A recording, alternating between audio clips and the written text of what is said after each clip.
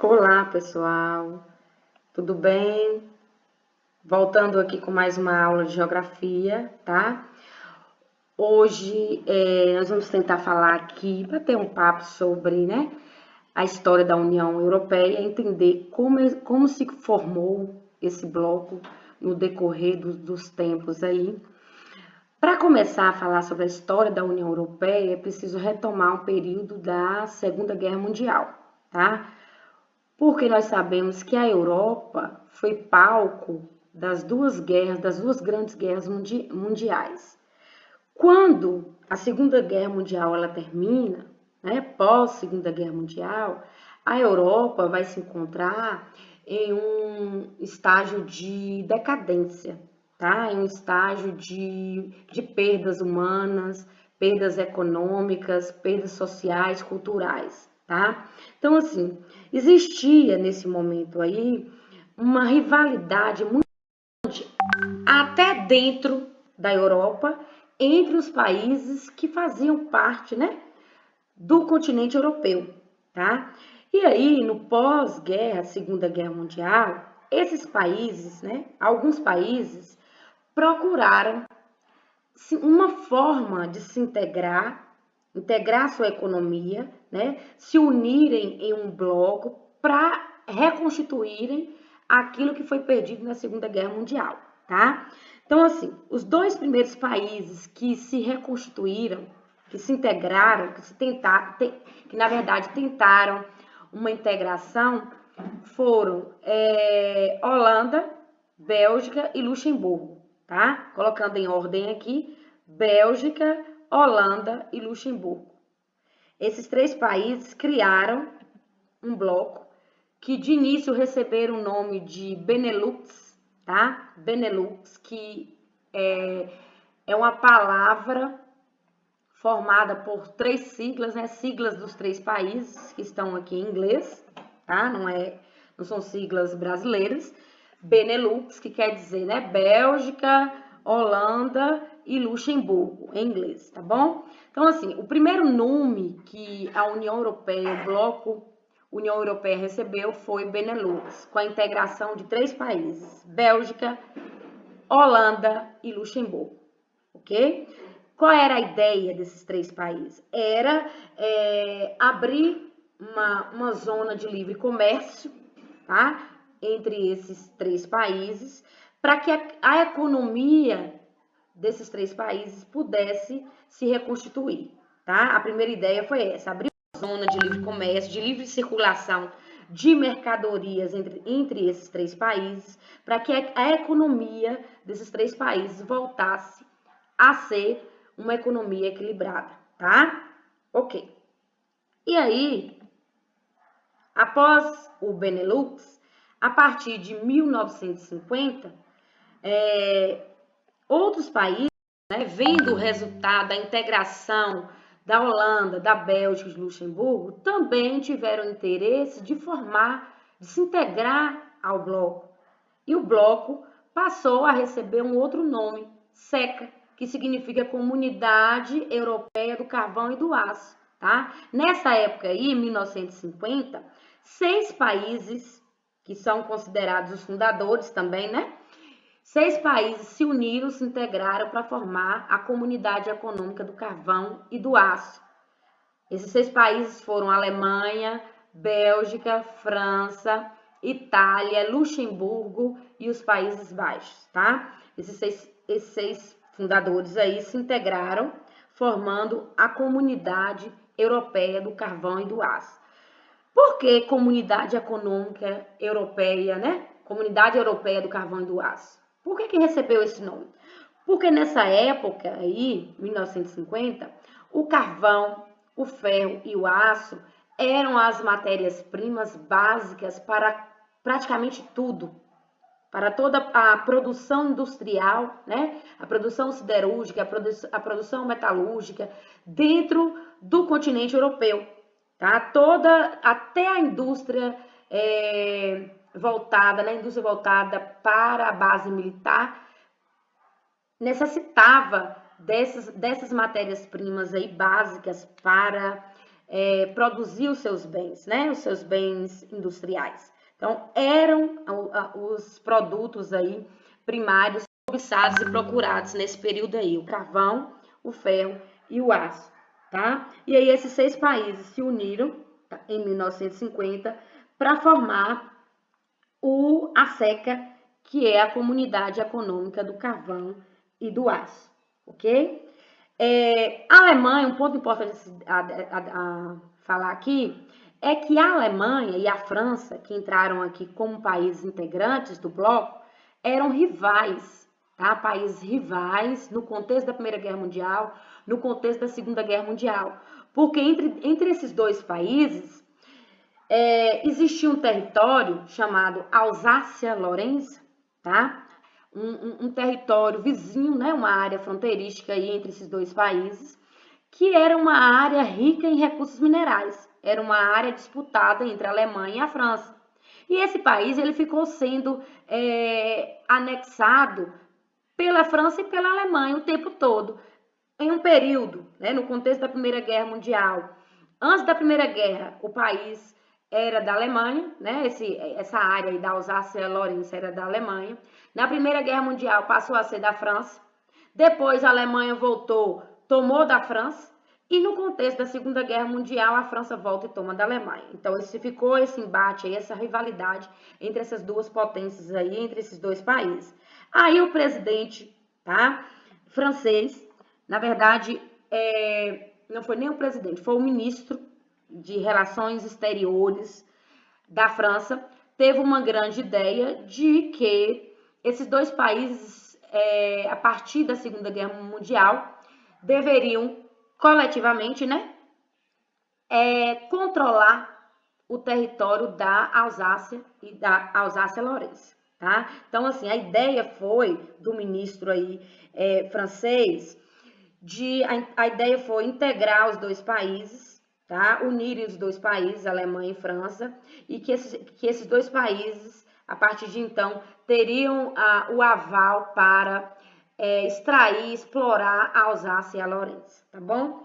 E nesse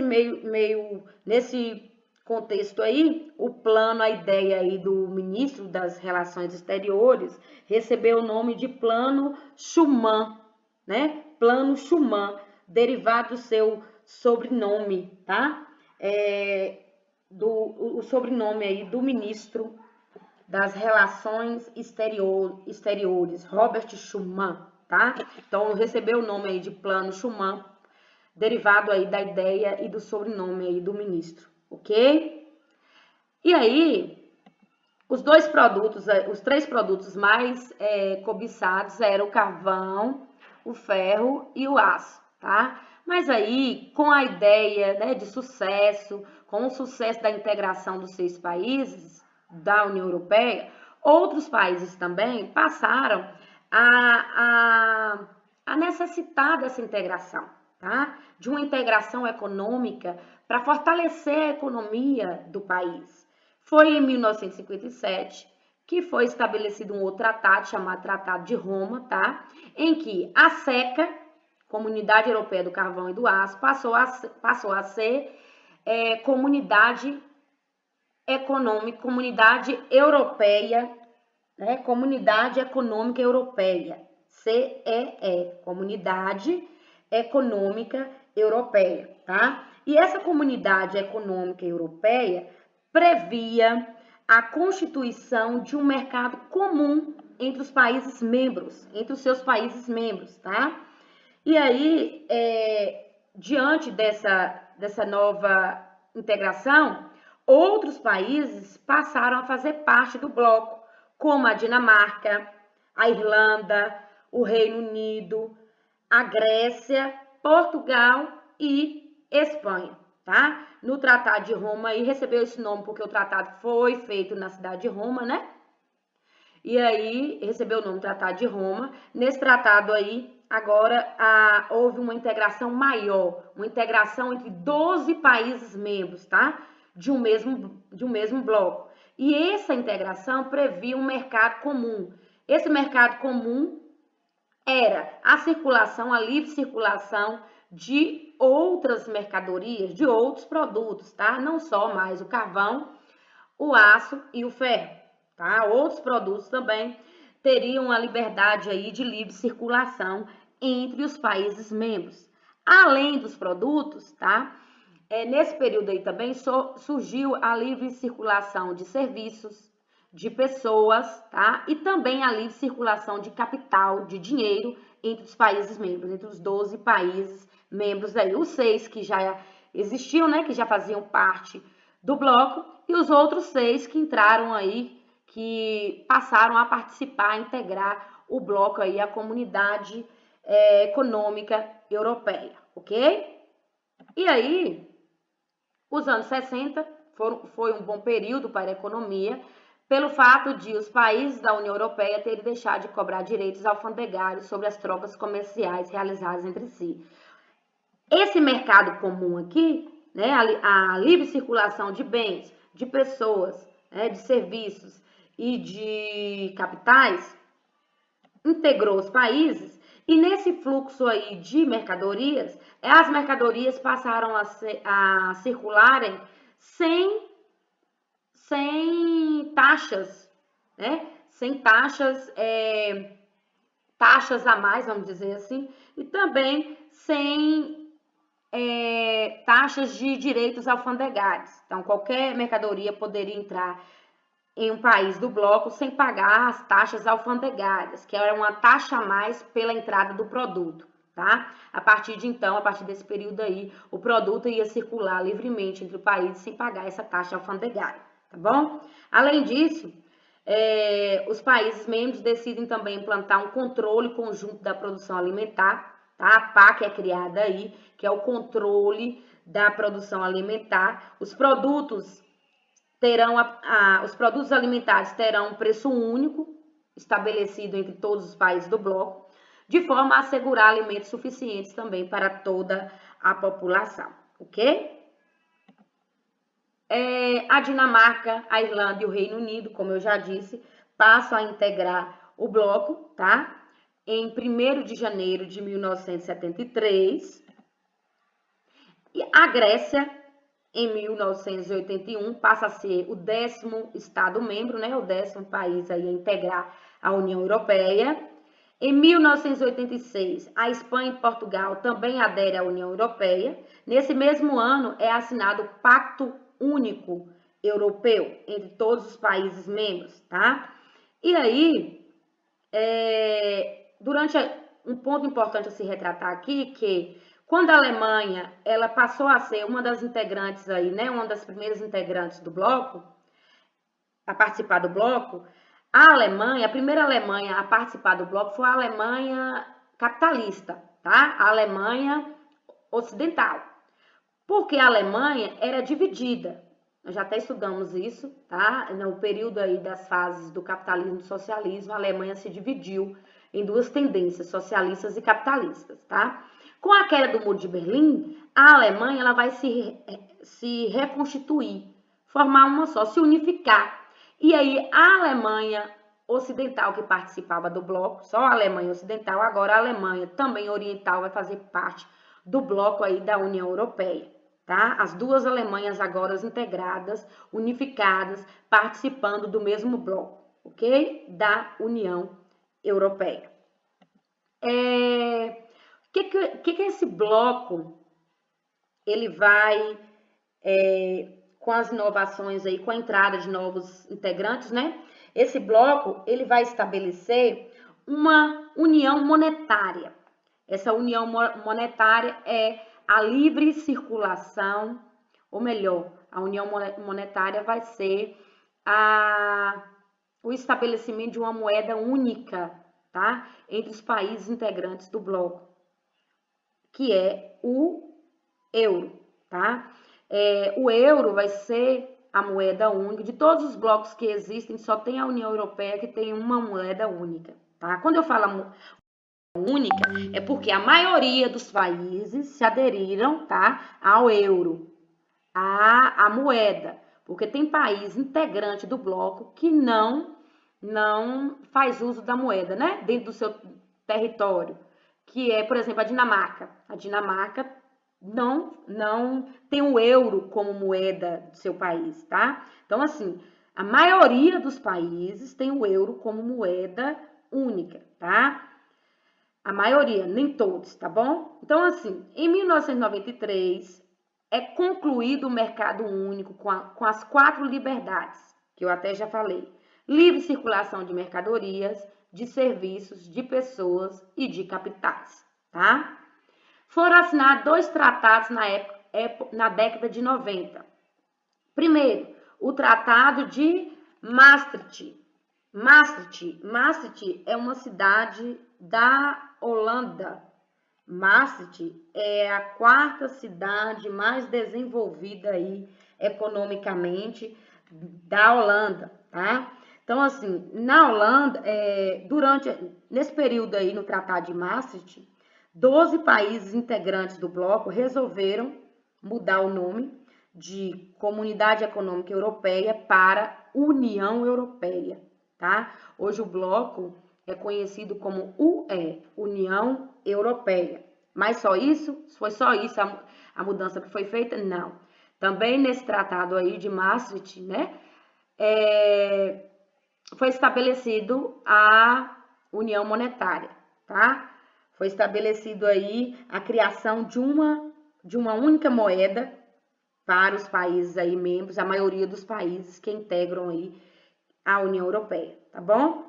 E o Tratado de Amsterdã foi um tratado em que se fortaleceu os vínculos da União Europeia, tá? Os países se fortaleceram e aí nessa integração dos países, outros países também aderiram.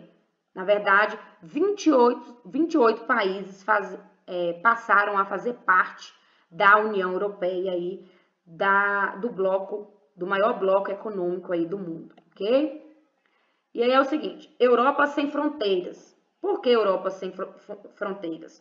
No Tratado de Maastricht, esse tratado atribuiu maiores responsabilidades às instituições comunitárias e introduziu novas formas de cooperação entre os governos nacionais, alargando os objetivos comunitários a aspectos tão diversos como o ambiente, a segurança, a cultura, a educação, o que levou à alteração da designação da Comunidade Econômica Europeia para a União Europeia. Então, assim, lá atrás, a preocupação era econômica, tá? Comunidade Econômica Europeia, a preocupação era econômica, em fortalecer os vínculos econômicos. Com a União Europeia, com o estabelecimento da União Europeia, outras preocupações foram importantes, foram asseguradas dentro do bloco, com preocupação com o meio ambiente, com preocupação com segurança, com a cultura, com a educação. Então, assim, os países integrantes do bloco que não tivessem essa preocupação seriam, vamos dizer assim, expulsos do bloco, tá? Então, hoje tem muitos países que estão, por exemplo, a Turquia, né? A Turquia busca a integração, se integrar ao bloco econômico da União Europeia, mas a Turquia ainda não conseguiu se integrar, porque falta na Turquia alguns aspectos relacionados a esses aqui, como a educação, tá? Uma educação mais de qualidade, né? Uma segurança mais equilibrada, uma economia com a balança favorável, né? Uma balança comercial favorável. Então, a Turquia ela não conseguiu se integrar ao bloco, mesmo com o desejo de integração. Então, para pertencer à União Europeia, tem que ter essa preocupação, né? Com o ambiente, com a segurança, com a cultura, com a educação e também além, na verdade, da economia, ok? De ter a economia aí equilibrada. No Tratado de Amsterdã, assinado em 1997, alterou aspectos do Tratado de Roma e de Maastricht, tá? Aumentando a coesão interna para reforçar a posição da comunidade no mundo e preparar o alargamento de 2004. Isso quer dizer que, a partir desse tratado aí, a União Europeia, ela passou a ter uma posição de destaque, uma posição maior de destaque a nível internacional, tá? E também outros países países até que pertenceram à ex-União Soviética, países com tendência socialista, do bloco socialista, passaram a integrar também o bloco da União Europeia, como a Áustria, a Suécia, a Finlândia, tá? A Áustria, a Suécia, a Finlândia, a Eslovênia, que foi país socialista, a Hungria, a Eslováquia, a República Tcheca, a Polônia, a Lituânia, a Letônia, a Estônia, que são países bálticos. Então, assim, países de tendências socialistas, até países que tiveram a tendência socialista, passaram a integrar o bloco aí econômico UE, União Europeia, a partir do Tratado de Amsterdão, tá? Porque essa posição aí da União Europeia saiu da Europa e passou para nível aí internacional, ok? Aí, os países aí que integram, né, a União Europeia, todos os países, não vou falar todos porque vai demorar muito aqui, né? Mas esse mapa ele quer retratar todos esses países aí que foram falados, tá? Países europeus e países também com tendências antigas aí, socialistas, tá? Símbolos da União Europeia. A União Europeia, como um conjunto de estados com uma identidade própria, adotou um conjunto de símbolos comuns, como a bandeira europeia, uma bandeira única, né? O hino europeu, um único hino, e a divisa da União Europeia aí, tá? Existe um limite aí, né? Existe a bandeira e existe o limite aí a regionalização, vamos dizer assim, da União Europeia. Os países da União Europeia formando uma regionalização aí, de acordo com os integrantes do bloco, tá? A bandeira da União Europeia é o símbolo não só da União Europeia, mas também da unidade da identidade. A bandeira se refere à identidade da União Europeia. É constituída por 12 estrelas. Aí vocês podem perguntar, por que 12 se são 28 países? Porque na época que a bandeira foi criada, só existiam 12 países, né, integrantes, tá? Por isso que a bandeira tem 12 estrelas e não 28 estrelas aí. As estrelas simbolizam os ideais de unidade, solidariedade e harmonia entre os povos da Europa, tá? A divisa da União Europeia, que começou a ser utilizada em 2000, recorre à forma de como os europeus se uniram e formaram a UE para trabalhar em conjunto pela paz e prosperidade, sem nunca esquecer a enriquecedora diversidade de culturas, tradições e línguas que caracteriza o continente europeu. Existe essa divisa, essa regionalização da União Europeia, porém, cada país ele tem a sua cultura, as suas tradições, as suas línguas que são preservadas, tá? Existe quando se fala na regionalização, fica parecendo que unificou tudo, unificou a cultura, a língua e tudo. As diferenças aí linguísticas, as diferenças de crenças, de tradições, foram preservadas nessa divisa aí, nessa regionalização da União Europeia, ok? E o hino da União Europeia, o hino europeu, que é uma melodia escolhida para simbolizar, né? É o hino à alegria, composto aí em 1823, enquanto parte da nona sinfonia para o poema com o mesmo nome. Um nome inglês aí, né? Em português deve ser Frederico, né? Português, no inglês eu sou péssimo, tá? Então aí tem um retrato aí, ó, da composição do compositor aí do hino, que quer dizer hino à alegria, tá? O hino da União Europeia. É um bloco, pessoal, que tem uma forte integração, porque vai além da integração econômica, tá? Vai além da integração social, porque integra aí, além da moeda também, integra aspectos aí, né, ligados à identidade dos países, aspectos ligados à cultura dos países, né? Aspectos como a bandeira, por exemplo, como o hino. Então, é um bloco que integra muito mais do que dinheiro, do que economia, tá? Integra também outros aspectos aí. Conclusão, né? Com este trabalho concluímos que de trás da atual União Europeia existe muita história, tá? A União Europeia foi criada com o objetivo de pôr fim às frequentes guerras entre países vizinhos que terminaram na Segunda Guerra Mundial.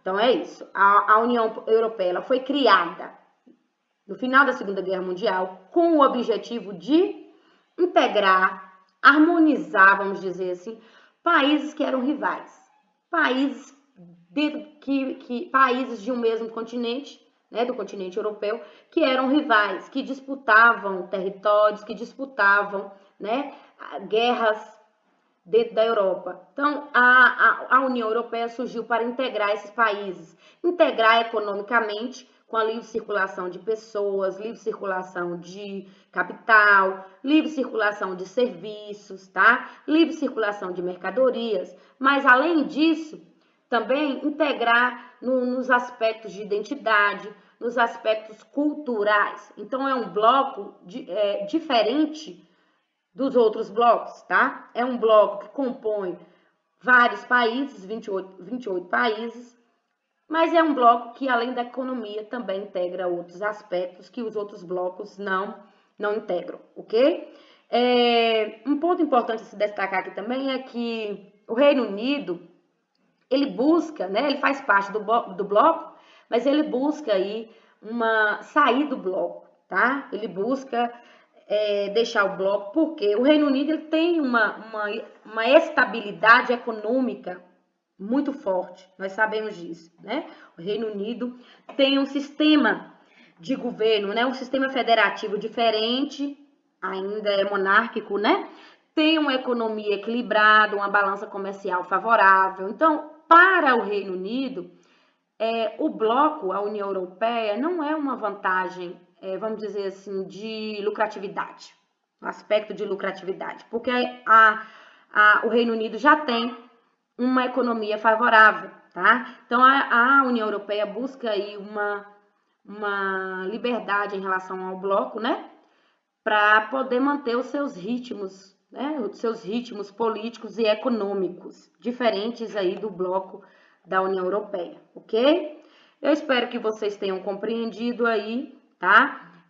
Eu vou também passar para vocês mais uma videoaula aí, uma videoaula que vai reforçar tudo que foi abordado aqui, ok? E depois vocês terão aí uma orientação sobre os exercícios de aprendizagem, tá? Até a próxima, fiquem com Deus, um abraço e até a próxima aula.